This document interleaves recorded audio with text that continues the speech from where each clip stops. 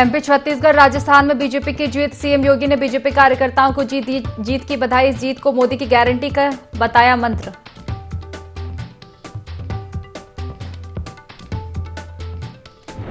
तीन राज्यों में बीजेपी की जीत। यूपी बीजेपी प्रदेश मुख्यालय पर जश्न का माहौल। बीजेपी प्रदेश अध्यक्ष भूपेंद्र सिंह चौधरी जश्न में हुए शामिल।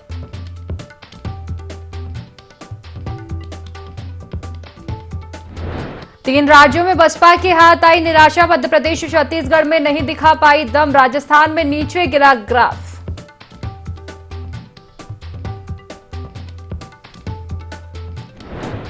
उत्तर प्रदेश में आज बारिश के आसार। पश्चिम यूपी में मौसम रहेगा शुष्क। 6 दिसंबर को होगी मिचोंग तूफान की वापसी।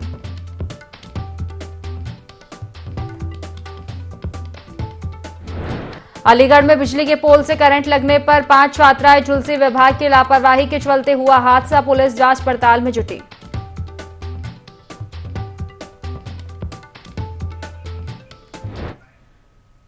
नमस्कार, IND 24 देख रहे हैं आप और मैं हूं आपके साथ खुशी व्यास। चलिए रुक करेंगे खास खबर की ओर। लखनऊ से आपको बता दें, जहां यूपी बीजेपी संगठन में 20 दिसंबर तक बदलाव हो सकता है। आपको बता दें कि बीजेपी की प्रदेश मीडिया टीम में आधा दर्जन प्रवक्ता बदले जाएंगे। महिला और ओबीसी SC प्रवक्ताओं को तरजीह दी जाएगी। बीजेपी क्षेत्रीय टीम में बड़ा बदलाव नहीं करेगी। ओबीसी मोर्चा के प्रदेश अध्यक्ष के नाम का पैनल केंद्रीय नेतृत्व को भेजा गया है।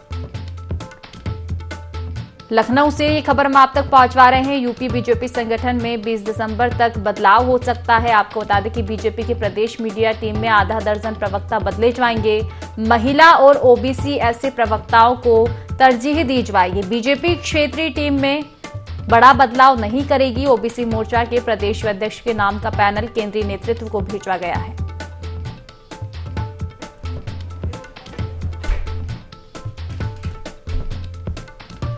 तो लखनऊ से ये खबर हम आप तक पहुंचा रहे हैं। बीजेपी संगठन में 20 दिसंबर तक बदलाव हो सकता है। बीजेपी की प्रदेश मीडिया टीम में आधा दर्जन प्रवक्ता बदले जा सकेंगे।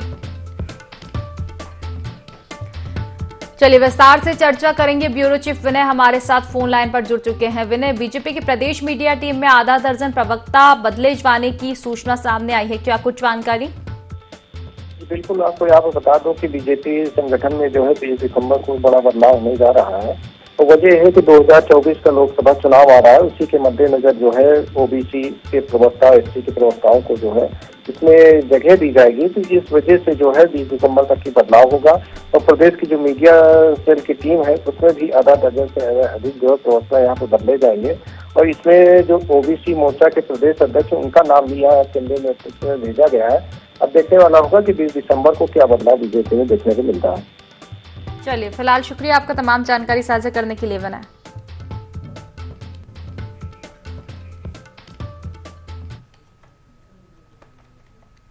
चलिए लखनऊ से अब आपको खबर बता दें, जहां 3 राज्यों में हार के बाद विपक्षी गठबंधन की बैठक हुई है। 6 दिसंबर को विपक्षी गठबंधन की बड़ी बैठक हो रही है। आपको बता दें कि 6 दिसंबर को दिल्ली में विपक्षी दलों के नेता जुटेंगे। 2024 के लोकसभा चुनाव को लेकर चर्चा की जाएगी। विपक्षी दलों की बैठक में सीट बंटवारे को लेकर भी चर्चा होगी। तो देखिए, तीनों राज्यों में जिस तरह से विधानसभा चुनाव थे, सेमीफाइनल सत्ता का इसको माना जा रहा था, यानी कि फाइनल जो कि 2024 में लोकसभा चुनाव होने वाले हैं, इसका सीधा असर पड़ने वाला था। और ऐसे में तीनों राज्यों में हार के बाद विपक्षी गठबंधन की बैठक हुई है 6 दिसंबर को। आपको बता दें कि विपक्षी गठबंधन की बड़ी बैठक होगी 6 दिसंबर को। दिल्ली में विपक्षी दलों के नेता जुटेंगे और 2024 के लोकसभा चुनाव को लेकर चर्चा इस बैठक में की जाएगी। और विपक्षी दलों की बैठक में सीट बंटवारे को लेकर भी चर्चा होगी। तो देखिए, सत्ता का सेमीफाइनल जो है तीनों ही राज्यों के विधानसभा चुनाव को माना जा रहा था, यानी कि इसका सीधा असर अब लोकसभा चुनाव पर भी देखने को मिलेगा। वैसे में विपक्षी गठबंधन देखा जाए तो काफी चिंतित है, परेशान है, क्योंकि तीनों ही राज्यों में बीजेपी की सरकार आई है। और इसी को लेकर अब विपक्षी गठबंधन तैयारियों में जुट चुका है। 6 दिसंबर को बड़ी बैठक दिल्ली में। चलिए विस्तार से चर्चा करेंगे। आशिफ हमारे साथ फोन लाइन पर जुड़ चुके हैं। आशिफ, तीनों राज्यों में जो इस तरह से हार का सामना करना पड़ा है, इसके बाद विपक्षी गठबंधन की बैठक होने वाली है 6 दिसंबर को। लोकसभा चुनाव की तैयारियों को लेकर रणनीति बनाई जाएगी। जी बिल्कुल, बता दो कि 3 राज्यों में बीजेपी को प्रचंड जीत मिली है। हालांकि तेलंगाना में कांग्रेस ने सरकार अपनी बना ली है। अब जिस तरह से 3 राज्यों में गठबंधन को करारी हार मिली है, शिकस्त मिली है, इससे कहीं न कहीं एक सबक भी है, क्योंकि इंडिया गठबंधन बना था और उसके बाद जो है दरार पड़ गई थी,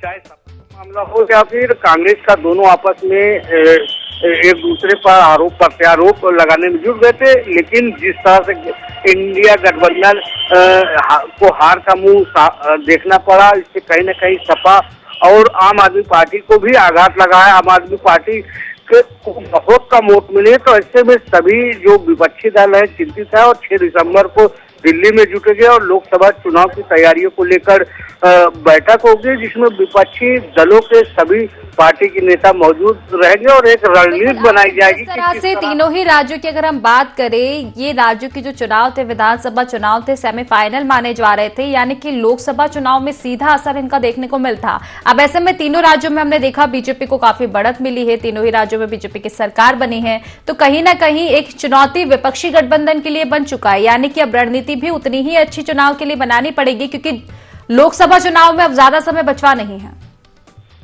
जी बिल्कुल, अगर बात करें तो लोकसभा चुनाव की घोषणा कभी भी हो सकती है जनवरी महीने में, और इससे जो है जो चिंता सबसे बड़ी है कि अभी तक यहाँ इंडिया गठबंधन को लग रहा था कि सभी एकजुट होकर जो है राजस्थान, एमपी और छत्तीसगढ़ में भी अपनी जीत का परचम लहराएंगे। लेकिन जिस तरह से चुनावी नतीजे आए, यहाँ तक कि कई मंत्रियों को राजस्थान में हार का मुंह देखना पड़ा, तो ऐसे में कहीं न कहीं जो है बीजेपी की जो ग्राउंड मजबूती है वह काफी मजबूत है, और ऐसे में सभी दल भी हताश हो गए, और हताशा का यही नतीजा यह है कि अब जो है सारे मतभेद भुलाकर इंडिया गठबंधन के नेता जुटेंगे। हालांकि आने वाले समय में इंडिया गठबंधन कितना मजबूत होगा और कितना प्रभावी रहेगा यह देखने वाली बात होगी। लेकिन जिस तरह से चुनावी नतीजे भाजपा के पक्ष में आए, उससे कहीं न कहीं जो है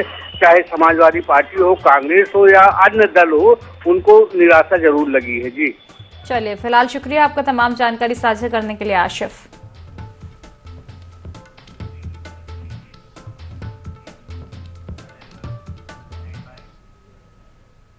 चलिए, लखनऊ से आपको खबर बता दें, जहां यूपी बीजेपी प्रदेश मुख्यालय पर जश्न का माहौल है। आपको बता दें कि तीनों राज्यों के विधानसभा चुनाव के नतीजों को लेकर ये जश्न मनाया जा रहा है। बीजेपी प्रदेश अध्यक्ष भूपेंद्र सिंह चौधरी प्रदेश मुख्यालय पहुंचे हैं और जश्न में शामिल हुए हैं।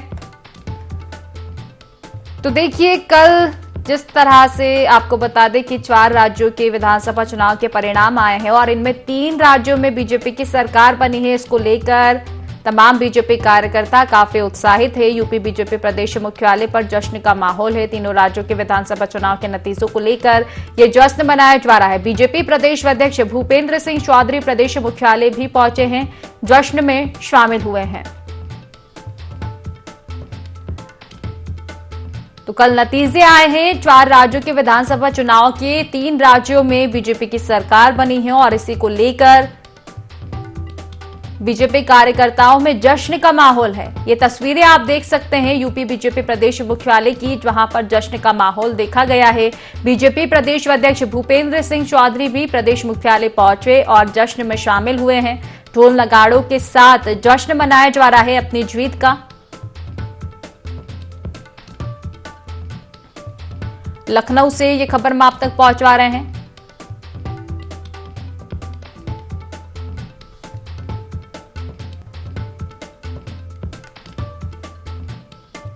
तो बीजेपी प्रदेश मुख्यालय में ये जश्न का माहौल आप देख सकते हैं। देखिए, नतीजे जिस तरह से कल सामने आए हैं, तीनों राज्यों में बीजेपी ने परचम लहराया है। राजस्थान, मध्य प्रदेश और छत्तीसगढ़ में बम्पर जीत जो है बीजेपी की हुई है। इसको लेकर हर तरफ जश्न का माहौल है बीजेपी कार्यकर्ताओं में। और ये तस्वीरें आप देख सकते हैं उत्तर प्रदेश मुख्यालय की, जहां पर जश्न का माहौल बनाया जा रहा है। जश्न मनाते हुए तमाम भाजपा कार्यकर्ता नजर आ रहे हैं, क्योंकि मध्य प्रदेश, छत्तीसगढ़ और राजस्थान में बीजेपी की सरकार एक बार फिर आई है।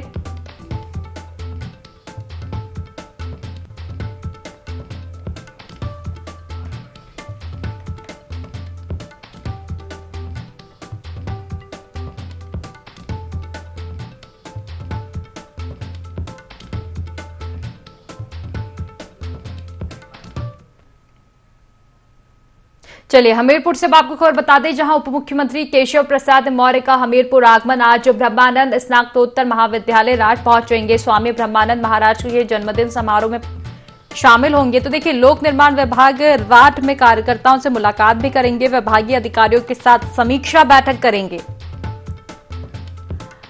और इसके साथ नेवादा में गौशाला का निरीक्षण कर दर्शन पूजन करेंगे। डिप्टी सीएम बाबा विश्वनाथ मंदिर में दर्शन पूजन करेंगे। श्री राम कथा में मुख्य अतिथि के रूप में प्रतिभाग भी करेंगे और मुस्कुरा से 3:30 बजे लखनऊ के लिए रवाना होंगे। तो खबर में आपको बता रहे हैं, उप मुख्यमंत्री केशव प्रसाद मौर्य का हमीरपुर द्वारा रहने वाला है। ब्रह्मानंद स्नातकोत्तर महाविद्यालय राठ पहुंचेंगे, जहां स्वामी ब्रह्मानंद महाराज के जन्मदिन समारोह में शामिल होंगे। लोक निर्माण विभाग राठ में कार्यकर्ताओं से मुलाकात करेंगे, विभागीय अधिकारियों के साथ समीक्षा बैठक करेंगे और नेवादा में गौशाला का निरीक्षण कर दर्शन पूजन भी करेंगे। तो देखिए, डिप्टी सीएम बाबा विश्वनाथ मंदिर में दर्शन पूजन भी करेंगे। श्री राम कथा में मुख्य अतिथि के रूप में शामिल होंगे। करीब 3:30 बजे लखनऊ के लिए रवाना होंगे। तो उप मुख्यमंत्री का हमीरपुर द्वारा रहने वाला है। आज कई कार्यक्रमों में शिरकत करने वाले हैं। विभागीय अधिकारियों के साथ समीक्षा बैठक की जाएगी। गौशाला का निरीक्षण कर पूजन अर्चन करेंगे। खबरों में आगे बढ़ेंगे। लखनऊ से आपको खबर बता दें, जहां सीएम योगी की रैलियों का तीनों राज्यों में असर दिखाया। आपको बता दें कि तीनों राज्यों में सीएम योगी ने रैलियां की थी। तीनों राज्यों में सीएम योगी ने 57 रैलियां की थी। सीएम योगी ने एमपी में 4 दिन में 16 रैलियां की थी। राजस्थान में 39 उम्मीदवार जीते हैं। योगी ने तेलंगाना में आपको बता दें कि 2 दिन में 8 रैलियां की थी और सीएम योगी ने छत्तीसगढ़ में 2 दिन में 7 रैलियां की थी। तो देखिए, कल 4 राज्यों के चुनाव परिणाम जो है सामने आए हैं और उनमें से 3 राज्यों में बीजेपी की सरकार बनी है। अगर बात करें सीएम योगी आदित्यनाथ की, तो तमाम राज्यों में वे पहुंचे थे। तीनों राज्यों में उन्होंने रैलियां की थी। तो देखिए, अगर बात हम मध्य प्रदेश की करें, तो मध्य प्रदेश में 4 दिन में 16 रैलियां सीएम योगी आदित्यनाथ ने की थी। राजस्थान में भी उन्होंने रैलियां की थी और आपको बता दें कि तेलंगाना में भी 2 दिन में उन्होंने 8 रैलियां की थी और छत्तीसगढ़ की अगर हम बात करें तो 2 दिन में 7 रैलियां सीएम योगी आदित्यनाथ ने की थी।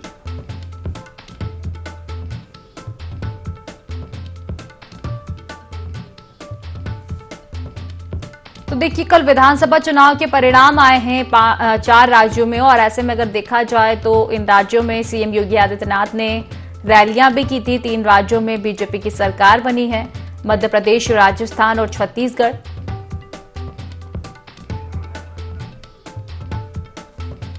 चलिए विस्तार से चर्चा करेंगे। ब्यूरो चीफ विनय हमारे साथ फोन लाइन पर जुड़ चुके हैं। विनय, कल जिस तरह से विधानसभा चुनाव के परिणाम सामने आए हैं, 3 राज्यों में राजस्थान, छत्तीसगढ़ और मध्य प्रदेश में बीजेपी की सरकार बनी है। इन राज्यों में सीएम योगी आदित्यनाथ ने रैलियां भी की थी। बिल्कुल, आपको यहाँ पर बता दूं कि 3 राज्यों के लिए जो सीएम योगी जो है एक स्टार प्रचारक के रूप में तीनों जगह गए थे और वहां पे प्रचंड जीत देखने को मिली है। चाहे राजस्थान हो, चाहे मध्य प्रदेश हो, चाहे छत्तीसगढ़ हो, तीनों जगह पे जो है जाकर के जो रैलियां की गई थी, जिसमें 57 रैलियां टोटल की गई थी, जिसमें 22 उम्मीदवारों को जीत भी हासिल यहाँ हुई है। ये देखा जा रहा है कि सीएम योगी जहाँ जहाँ भी गए वहाँ पे जो है जीत जो है भारी उसमें देखने को मिली है। वजह है कि ये सीएम योगी का जो कार्य यूपी में देखने को मिल रहा है, वही लोग जो है वहाँ के लोग भी उन लोगों पर विश्वास किया और प्रचंड बहुमत से जो है वहाँ पे सरकार बीजेपी की बनती हुई नजर आई। चलिए, फिलहाल शुक्रिया आपका तमाम जानकारी साझा करने के लिए विनय।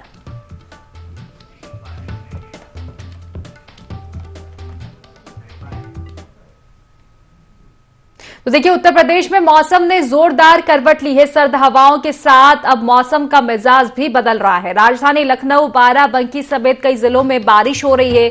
मौसम विभाग ने यूपी में बारिश का अलर्ट अब जारी कर दिया है। तो मौसम का मिजाज लगातार बदलता हुआ नजर आ रहा है। नए सिस्टम के एक्टिव होने से मौसम में बदलाव हुआ है। उत्तर प्रदेश में भी अगर बात करें तो सर्द हवाओं के साथ अब बादल भी छाए रहे हैं। राजधानी लखनऊ, बाराबंकी समेत कई जिलों में बारिश भी हुई। तो वहीं मौसम विभाग ने अब बारिश का अलर्ट पूरे राज्य में जारी किया है।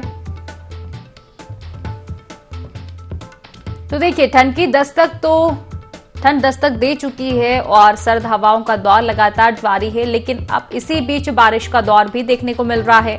यूपी के कई इलाकों में बारिश हो रही है। मौसम विभाग ने आगे भी बारिश का अलर्ट जो है जारी किया है। तो जोरदार करवट ली है मौसम ने, मौसम का मिजाज बदला है। सर्द हवाओं के साथ अब बारिश का दौर भी देखने को मिला है। ऐसे में तापमान में और भी गिरावट देखने को मिल रही है। ठंड और भी बढ़ चुकी है, ठिठुरन बढ़ चुकी है पूरे प्रदेश में।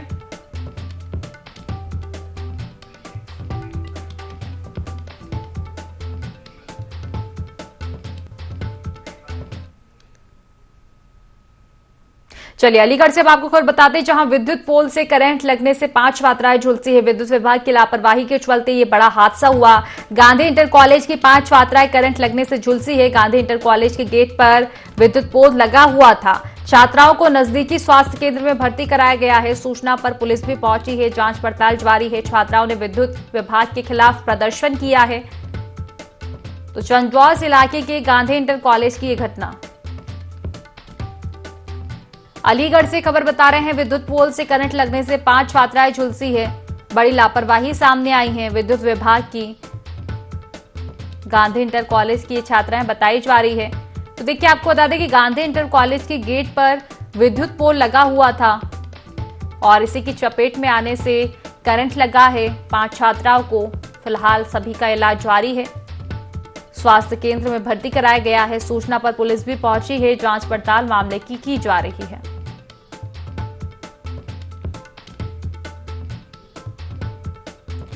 तो करंट लगने से झुलसी है 5 छात्राएं और अब पुलिस मौके पर पहुंची है। जांच पड़ताल लगातार जारी है। गांधी इंटर कॉलेज के गेट पर यह विद्युत पोल लगा हुआ था। कॉलेज की ये छात्राएं बताई जा रही है जो कि इसकी चपेट में आ गई।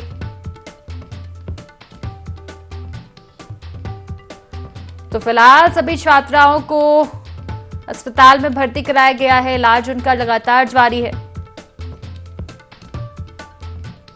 करंट की चपेट में ये 5 छात्राएं आई हैं।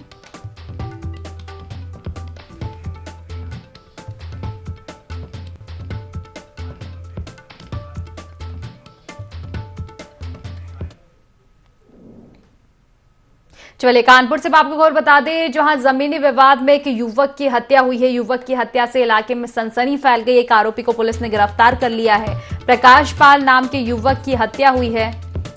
तो देखिए बिरैच मऊ क्षेत्र का ये पूरा मामला बताया जा रहा है।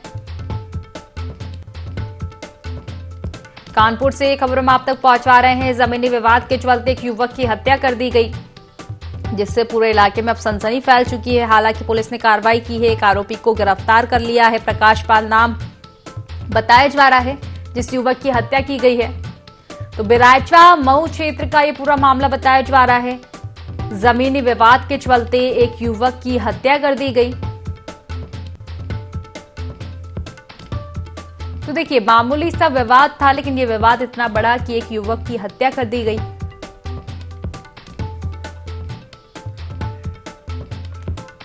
चलिए विस्तार से चर्चा करेंगे। फोन लाइन पर ब्यूरो चीफ विनय हमारे साथ जुड़ चुके हैं। विनय, जमीनी विवाद के चलते युवक की हत्या की गई है, कार्रवाई क्या कुछ हुई मामले में? बिल्कुल, आपको बता दूं कि कानपुर के शिवराजपुर थाना क्षेत्र के जो है बिरौसा मऊ क्षेत्र का मामला है, जहाँ पे जमीनी विवाद को लेकर के एक युवक की जो है निर्मम हत्या कर दी जाती है। और सूचना पे पहुंची पुलिस जो है मामले की जांच करने में जुटी हुई है कि वजह क्या थी, कि किस वजह से ये हत्या की गई है। लेकिन लोगों का कहना है कि जमीनी विवाद के कारण हत्या हुई है।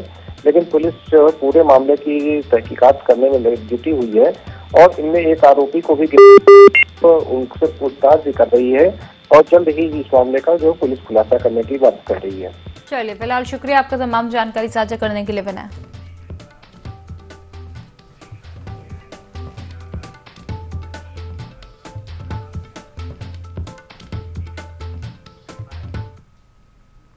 चलिए प्रयागराज से आपको खबर बता दें, जहां अतीक और अशरफ हत्याकांड मामले में आज सुनवाई होगी। जिला न्यायालय में आपको बता दें कि हत्याकांड मामले में सुनवाई की जाएगी। हत्याकांड में शामिल शूटर्स पर सुनवाई होगी। शूटर्स पर आरोप तय किए जाने के बिंदु पर सुनवाई की जाएगी। तो बड़ी खबर हम आपको बता रहे हैं प्रयागराज से, जहां अतीक और अशरफ हत्याकांड मामले में आज सुनवाई की जाएगी। तो जिला न्यायालय में हत्याकांड मामले में ये सुनवाई होगी। हत्याकांड में शामिल शूटर्स पर सुनवाई की जाएगी। शूटर्स पर आरोप तय किए जाने के बिंदु पर आज सुनवाई की जाएगी। तो काफी चर्चित ये मामला रहा था और आज इसी मामले में सुनवाई होने वाली है।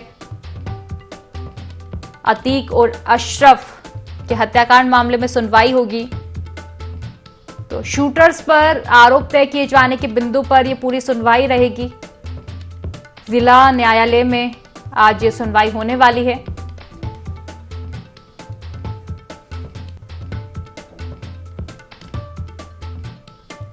प्रयागराज से खबर हम आप तक पहुंचा रहे हैं, जहां पर आज अतीक और अशरफ हत्याकांड मामले में सुनवाई की जाएगी। जिला न्यायालय में यह सुनवाई होगी। तो शूटर्स पर आरोप तय किए जाने के बिंदु पर यह सुनवाई रहेगी।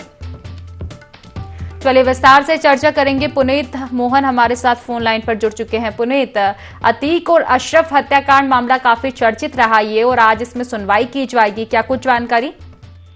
देखिए, 15 अप्रैल को अतीक और अशरफ की गोली मार करके हत्या कर दी गई थी, जिस वक्त वो पुलिस कस्टडी में मेडिकल के लिए गए थे, जिसमें शूटर लवलेश तिवारी, सनी सिंह और अरुण मौर्य की गिरफ्तारी हुई थी। इनको मौके से ही गिरफ्तार किया गया था और तब से ये लोग जेल में हैं। एसआईटी का गठन हुआ था। एसआईटी ने इस पूरे मामले में जांच करी थी और एसआईटी की चार्जशीट के आधार पर अब आरोप तय होंगे।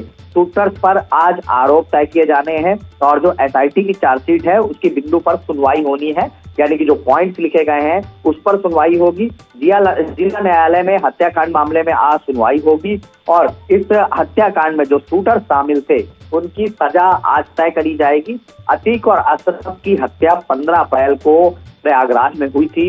जब पुलिस कस्टडी में वो मेडिकल के लिए हॉस्पिटल गए थे, तब शूटर लवलेश तिवारी, सनी सिंह और अरुण मौर्य ने वहां पहुंच दी थी और ये काफी चर्चित हत्याकांड रहा था, जिसकी चर्चा पूरे उत्तर प्रदेश में नहीं बल्कि पूरे देश में हुई थी और आज उन्हीं आरोपियों पर सजा कोर्ट तय करेगी। जी चलिए, फिलहाल शुक्रिया आपका तमाम जानकारी साझा करने के लिए पुनीत।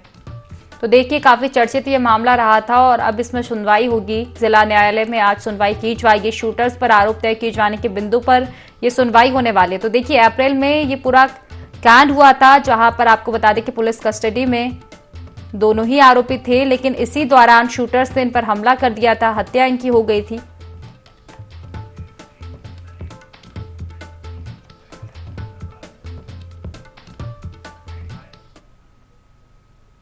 चलिए, गोरखपुर से आपको खबर बता दें, जहां सीएम योगी ने जनता दरबार लगाया। दूर दूर से इस दौरान फरियादी जो है शिकायत लेकर पहुंच हुए थे।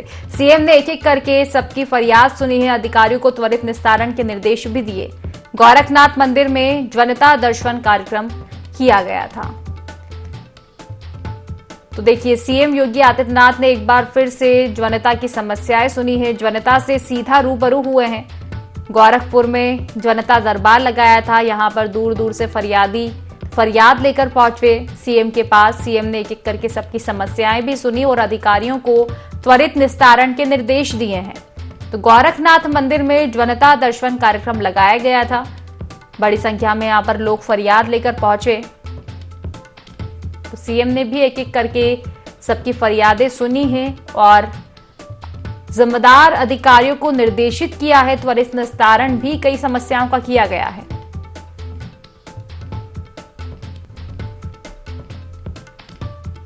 तो एक बार फिर से जनता से जुड़े हुए, जनता से रूबरू होते हुए नजर आए हैं सीएम योगी आदित्यनाथ। जनता की समस्याओं को उन्होंने स्वयं सुना है जनता दरबार लगाकर और अधिकारियों को निर्देशित किया गया है समस्याओं के निराकरण के लिए। तो देखिए, कई समस्याओं को मौके पर ही निस्तारण भी किया गया है। तो कई समस्याओं का अधिकारियों को निर्देश दिया गया है समस्याओं के निराकरण के लिए। गोरखनाथ मंदिर पर जनता दर्शन कार्यक्रम जो है लगा था, जहां बड़ी संख्या में फरियादी पहुंचे थे अपनी शिकायतों को लेकर।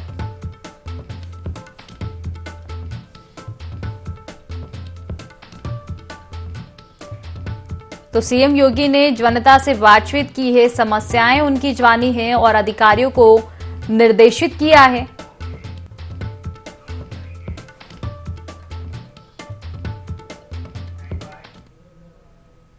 तो फिलहाल की खास खबरों में बस इतना ही। आप बने रहिए IND24 के साथ। नमस्कार।